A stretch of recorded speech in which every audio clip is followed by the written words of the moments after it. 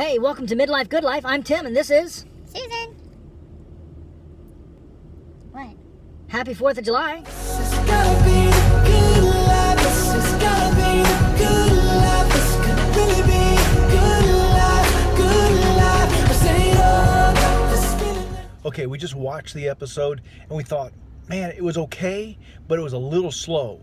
So we needed to do something to pick it up a little bit so it had some energy and life to it. Hope you like it. All right, so we haven't vlogged in a little while. No, it took us like some time to recover from the blooper episodes because that was just downright embarrassing. So we were working on getting it right. We're never gonna have another blooper. That's right. From now on, everything is just live, straight to YouTube. Yep. Sort of. Yep. No. So it is 4th of July, and we've always been known as huge 4th of July celebrators. Yes, there was that one time we went out and did something. Yeah. Well, my family, we used to go out for 4th of July fireworks, usually at some sporting event. A lot of times we'd go see the St. Pete Cardinals down at Allang Field in St. Petersburg. One year in particular, we went to a Rowdies game at Tampa Stadium. Wait. What sports did the Rowdies play? Well, the Rowdies are here, the Rowdies are there, they kick the ball around.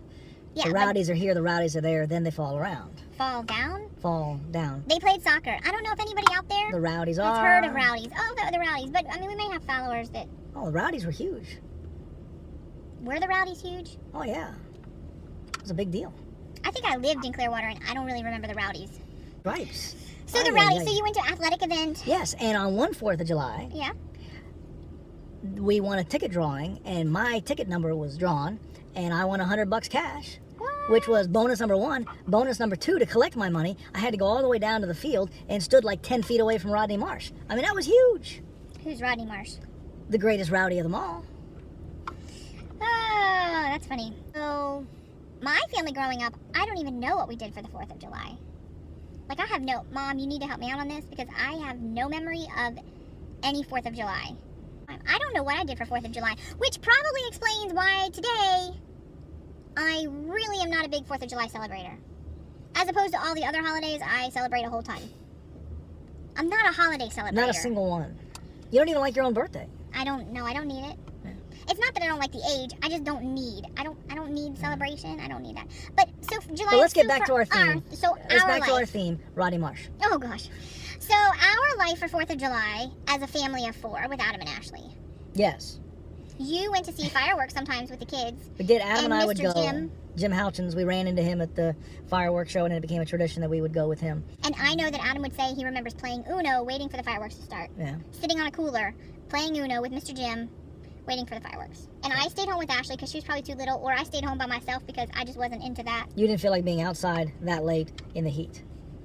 But see, I Yeah. happen to think that fireworks are one of the coolest things on the planet. I love fireworks. So tomorrow night, we're going to go watch the fireworks from somebody's air-conditioned vehicle out in the field. Now, I don't necessarily like making my own fireworks because, yeah, not so much. But I No. love a good fireworks show. So this morning in Sunday school, if I had your child in Sunday school this morning, there's a good chance I gave them all the warnings of fireworks and Miss Nooney too. Miss Nooney said that we should not blow out our eyes or fingers using fireworks. And so next Sunday when we come to church, we expect to be able to see each one of those children with 10 fingers and 10 toes and 2 eyeballs. So that's just a heads up for the parents. If your kids start freaking out about fireworks, it's because we put the living fear of God in them over losing a limb. So. And then you did a giveaway of fireworks. Yeah, this week the kids who behaved well got some firecrackers and a set of matches, all your own. We do have a Moffat family 4th of July tradition. What's that? We turn on PBS and watch Yes. America, Capital 4, The Capitol 4th? Yeah. The Capitol 4th? Whatever, in Washington, D.C., where they have the music and with the Tom fireworks. Bergeron. Yeah. Was it still him? Yeah, I think it was this year as well. But last year, Adam was in Washington, D.C., Sitting in front of the Jefferson Memorial. watching it live in person. And we kept trying to watch the crowd and see if he was there, but they don't really pan to the Jefferson Memorial very much. Would you ever be interested in going to Washington, D.C. on the 4th? Not on the 4th. Like the 4th of October, the 4th of November. I'm big on those dates.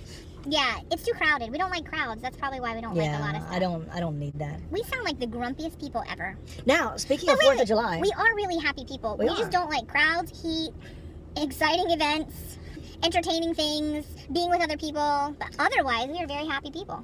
So for this weekend for 4th of July, the Moffats just say, hey, happy 4th of July, and don't go blow your fingers off with the fireworks and eat a hot dog or two.